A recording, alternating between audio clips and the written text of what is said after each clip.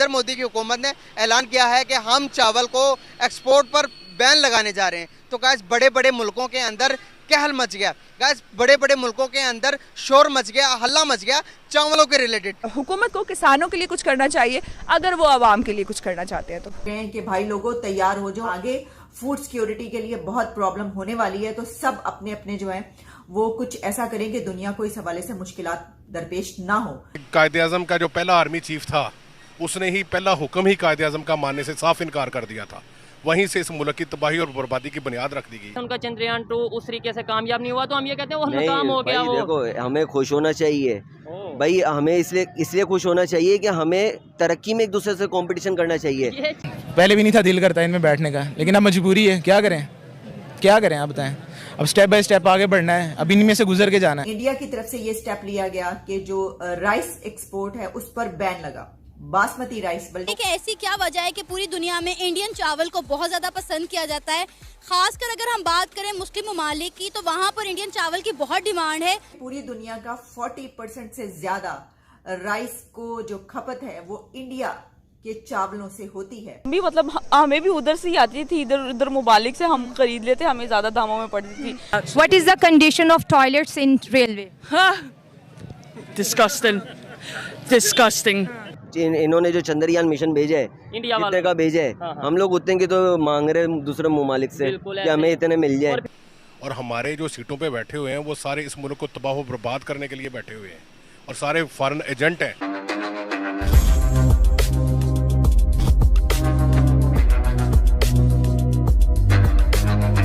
अपने मुल्क की पहले ज़रूरत पूरी करेंगे, इसलिए उन्होंने एक्सपोर्ट बिल्कुल ही ख़त्म कर दी ताकि वो अपने लोगों के बारे में पहले सोच सके। आपने जैसे कहा कि बहुत अच्छा स्टेप है, बाकी ही बहुत अच्छा स्टेप माना जा रहा है आज की डेट में कि उन्होंने एक्सपोर्ट, जैसे आपको पता है टेम्परेचर बहुत ज़्यादा पड़ा इस बार जो, और आवाम का सोच रही है बजाय इसके कि वो दूसरे लोगों का सोचे और पहले अपने मुल्क की ज़रूरत पूरे कर रहे हैं। यही पाकिस्तान की बात करें तो पाकिस्तान तो है जो आपने देखा है कि एक टाइम था वो एक्सपोर्ट किया करता था और आज वो इंपोर्ट पे आ गया, और जब इस तरह की ज़रूरत पड़ रही, अब इंडिया अगर कम कर रहा है तो हमें भी उसकी ज़रूरत, हम भी मतलब हमें भी उधर से ही आती थी, इधर मुबालिक से हम खरीद लेते, हमें ज़्यादा दामों में पड़ती थी।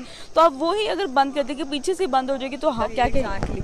यही कहूँगी कि पहले तो सबसे पहले इंपोर्ट का तो अभी हम सोच ही नहीं सकते, इंपोर्ट का तो अभी हम सोच रहे हैं, एक्सपोर्ट का तो अभी हम सोच नहीं सकते। तो कम से कम अभी एक आप स्टेप ये लेना शुरू करें, आगाही मुहिम दोबारा से चलानी शुरू करें।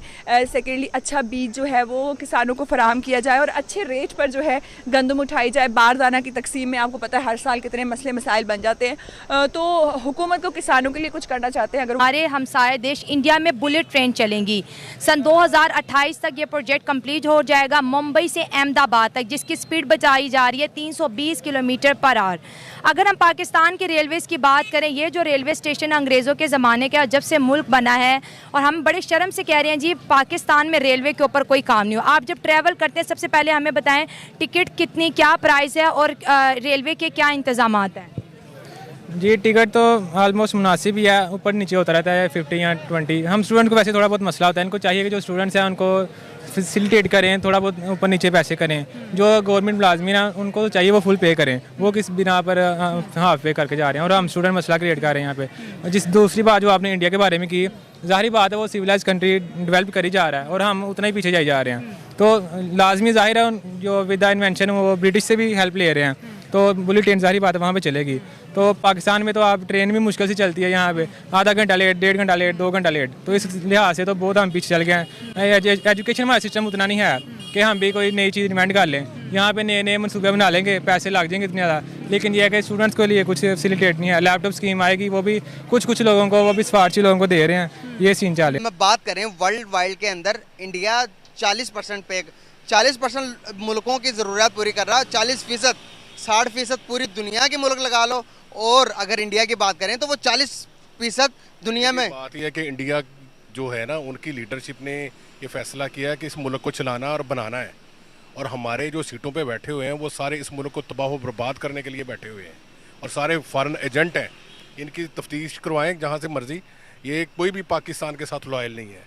इनका आप जो पाकिस्तान की तमाम सीटों पे बैठे हुए हैं, एक गरीब आदमी बिल दे रहा है, ठीक है, एक मजदूर बिल दे रहा है, और हमारे जज और जर्नैल और ये बड़े बड़े अफसर उसकी कास्ट पे फ्री गाड़ियाँ चला रहे हैं, पेट्रोल चला रहे हैं, वो तो ये मुल्क रियासत, इनकी नीयत ही नहीं है इस मुल्क को चलाने की, क्योंकि जैसे ही ये मुल्क टेक ऑफ करने के लिए तैयार होता है तो पाकिस्तान के अंदर से ही साजिश तैयार होती है और जो यहाँ पे अफरा तफरी मचा दी जाती है और हुकूमतों को गिरा दिया जाता है।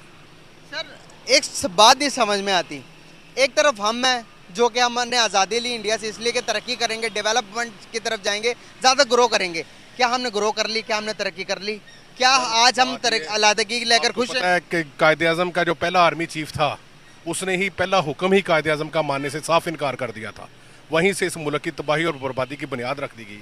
अगर कायदे आज़म का आर्मी चीफ कायदे आज़म का हुक्म मान लेता और कश्मीर में फ़ौजें हवाई जहाज़ के ज़रिए वहाँ पे फेंक देता तो आज कश्मीर का मसला कभी पैदा ही ना होता। तो ये जो ट्रेंड पहले दिन से आर्मी चीफ़ों ने शुरू किया है कि सिविलियन वज़ीर आज़म की कोई इज़्ज़त नहीं करनी और उसको अपने जूतों के सामने बैठाना है, वो इस ट्रेंड की वजह से ये मुल्क कभी भी तरक्की नहीं कर सकता। सर कश्मीर का मसला आड़े लेकर क्या हम कब तक इसी तरह ही रहते रहेंगे? यहाँ पर आवाम को रोटी नहीं मिल रही और दूसरी तरफ हम देखते तो हमारे पॉलिटिशियन की ज़िंदगी शाहाना ज़िंदगी। अब बात क्या है, हम किस चीज़ की पुजारी बने हुए हैं? हम बने हुए अंग्रेज़ों के पुजारी। अब अंग्रेज़ खुश कब होगा? जब उसकी बनाई हुई प्रोडक्ट को हम यहाँ पहनेंगे या चलाएंगे। यहाँ पे वो हम यहाँ पे आते हैं, हम उसे कहते हैं सर देखें आपके ज़माने की चल रही है, ओह वेल एंड गुड, ठीक है। अब वहाँ पर हम अपनी चीज़ इंट्रोड्यूस कब किस तरह करा सकते हैं? वहाँ पर हम सिर्फ वही चला सकते हैं, सीटें बदलनी मेड इन पाकिस्तान और ये काम कर लिए। अब हम अपनी खुददारी को नहीं कायम रखेंगे तो वो किस तरह होगा? वो इकबाल ने कहा था ना, खुद ही को कर बुलंद इतना कि हर तकदीर से पहले खुदा बंदे से खुद पूछे बता तेरी रज़ा क्या है। अब खुद ही बुलंद करनी नहीं तो खुदा ने किधर पूछना है? वो इनके खुदा ही हो रहा है, जिनका खुदा ही हो रहा है उनसे किसने पूछना?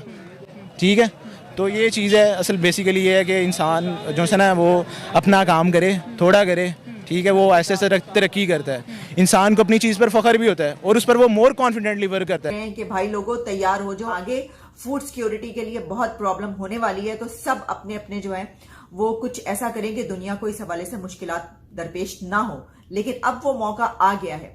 इसकी वजह यह है कि एक तो इंडिया की तरफ से ये स्टेप लिया गया कि जो राइस एक्सपोर्ट है उस पर बैन लगा, बासमती राइस, बल्कि इसके अलावा जो ब्रोकन राइस है वो भी मैं डिटेल्स देख रही थी, जिसको टोटा बोलते हैं यानी टूटे चावल, उस पे भी कुछ जो काइंड्स हैं यानी कुछ अकसाम चावलों पे उसकी बैन लगाया गया इंडिया की तरफ से।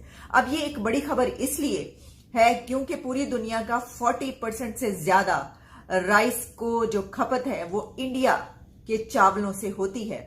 और इसमें और भी कुछ डिटेल्स हैं कि कितना बड़ा वहां से एक्सपोर्ट किया जाता है चावल, और अब इस पे बैन लगाया गया। लेकिन बैन लगाने की सबसे बड़ी वजह क्या हुई? देखिए, एक तो आप ये समझ लीजिए कि इंडिया, आप जानते हैं कि ह्यूज पॉपुलेशन है, एक बड़ा कंट्री है, एक बड़ी इकोनॉमी है, उसके पास जहां बहुत सारी सहूलियात हैं, जहां वो दुनिया की बहुत सारी ऐसी सहूलियात को पूरा करता है, लोगों की कमियों को पूरा करता है, वहीं पर उसकी अपनी आबादी के लिए भी एक बहुत बड़ी